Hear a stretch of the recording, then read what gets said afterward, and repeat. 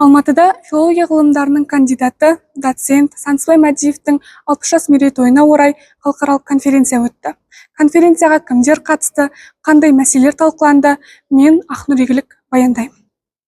Журналистика факультеті, баспагерлік, редакторлық және дизайнерлік өнер кафедрасы ұйымдастырған халықаралық конференцияға еліміздің жетекші жоғары оқу орындарының ғалымдары мен тәлімгерлері қатысты.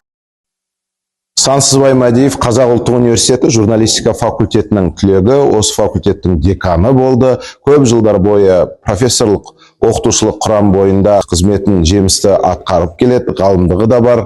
Осындай журналистика факультетінің түлегінің тек қана журналистерге ортақ тұлға емес, бүгінде алты алашқа белгілі Асқарбел азаматқа айналып отыр. Сансызбай Шарапиұлы 1965 жылы Атырау облысы Құрманғазы ауданында туған. Ол өзінің еңбек жолын 1984 жылы қазіргі Нарын таңы газетінде корректор болып бастаған. Қазір Әл-Фараби атындағы Қазақ ұлттық университетінің журналистика факультетінің оқытушылық қызметін атқарады.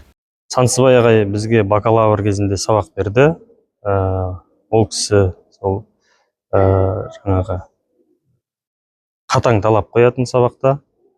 Сосын журналистің жазуы қалай болу керек, сөйлеу мәнері қалай болу керек, соның барлығын үйрететін.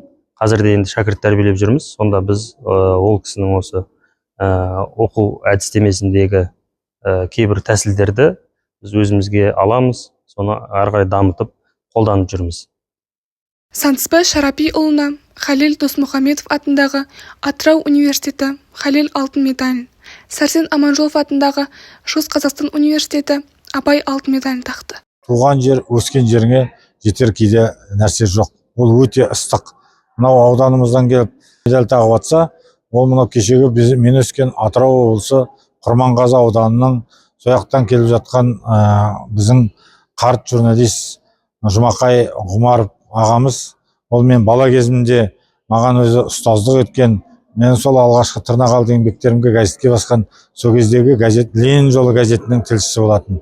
Бүкіл ел, халықтың атынан соншама сол көңілін, ниетін білдіріп жатқан осындай үлкен жүректеріне, біздің ауылдың азаматы деп сыйлап жатқан құрметтеріне мен дән ризамын.